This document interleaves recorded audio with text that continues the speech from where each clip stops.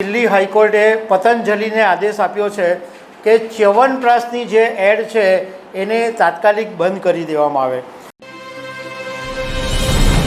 દિલ્હી હાઈકોર્ટે યોગ ગુરુ બાબા રામદેવને એક મોટો ઝટકો આપ્યો છે।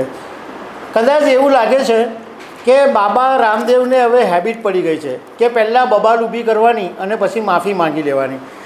દિલ્હી હાઈકોર્ટની અંદર કેસ એક ચાલી રહ્યો છે અને દિલ્હી હાઈકોર્ટે પતંજલિને આદેશ આપ્યો છે કે ચ્યવનપ્રાશની જે એડ છે એને તાત્કાલિક બંધ કરી દેવામાં આવે। તો આના વિશે તમારી સાથે વાત કરીશ। મારું નામ રાજેશ શાહ છે અને તમે જોઈ રહ્યા છો ગુજરાતના સૌથી મોટા ડિજિટલ ન્યૂઝ પ્લેટફોર્મ ખબરછે.com। દિલ્હી હાઈકોર્ટે પતંજલિની એક ચ્યવનપ્રાશની જે જાહેર ખબર છે એની પર પ્રતિબંધ મૂકી દીધો છે અને દિલ્હી હાઈકોર્ટે એવું કીધું છે કે પતંજલિ ડાબર ચ્યવનપ્રાશ વિરુદ્ધ કોઈ પણ નકારાત્મક અને ભ્રામક જાહેર ખબર બતાવી શકશે નહીં કે પ્રસારિત કરી શકશે નહીં।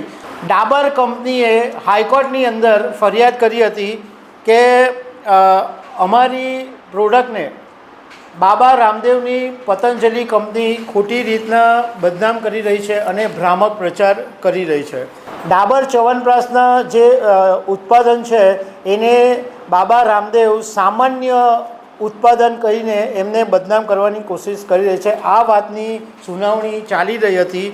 એમાં દિલ્હી હાઈકોર્ટના જજ મિની પુષ્પાકરણે આ ચુકાદો આપ્યો કે પતંજલિની ચ્યવનપ્રાશની એડ હવે પ્રતિબંધ મૂકવામાં આવે છે। ડાબર કંપનીના વકીલ સંદીપ શેઠે મીડિયા સાથેની વાતમાં એવું કીધું કે પતંજલિ પોતાની જાહેર ખબરમાં ડાબરના ચ્યવનપ્રાશને સામાન્ય અને આયુર્વેદિક પરંપરાથી દૂર બતાવીને પ્રોડક્ટની ઇમેજને નુકસાન પહોંચાડી રહ્યા છે અને સ્વામી રામદેવ પોતે એવું કહી રહ્યા છે કે જે લોકોને આયુર્વેદ અને વેદોનું જ્ઞાન નથી એ પારંપરિક ચ્યવનપ્રાશ કેવી રીતે બનાવી શકે। વકીલે સ્પષ્ટતા કરી કે ડાબર કંપનીનું જે ચ્યવનપ્રાશ છે એમાં 40 કરતાં પણ વધારે જડીબુટ્ટીઓથી આ ચ્યવનપ્રાશ બનાવવામાં આવે છે અને ચ્યવનપ્રાશનું જે ભારતમાં ઓલ ઓવર માર્કેટ છે એમાં ડાબરનો હિસ્સો 60% છે। આ પહેલાં પણ બાબા રામદેવ પર હમણાં થોડા મહિના પહેલાં જ એપ્રિલ મહિનાની અંદર એક સરબત જિહાદના મુદ્દા ઉપર કોર્ટે લપડાક આપી હતી। બાબા રામદેવે એક પતંજલિનું આયુર્વેદિક સરબત લોન્ચ કરેલું અને એ વખતે એક રૂ અફઝા કંપનીની સામે એવું કીધેલું હતું કે આ કંપની છે એ સરબત જિહાદી કરી રહી છે અને આ કમાણીમાંથી મદ્રેસામાં પૈસા વાપરવામાં આવી રહ્યા છે એવો વિડીયો બાબા રામદેવે બનાવેલો। હાઈકોર્ટમાં કેસ ગયો અને હાઈકોર્ટે જ્યારે બાબા રામદેવને ખખડાવ્યા ત્યારે બાબા રામદેવે માફી માંગી અને પછી આ વિડીયો હટાવી લીધો હતો। એટલે આના પરથી એવું લાગે છે કે બાબા રામદેવને હવે એવી ખબર પડી ગઈ લાગે છે કે પહેલાં વિવાદ ઊભો કરવો અને માફી માંગી લેવી એટલે બધું સમૂહ સુધરું થઈ જાય, પણ એ પહેલાં એમનો જે પ્રચારનો એજન્ડા છે એ તો પૂરો થઈ જશે।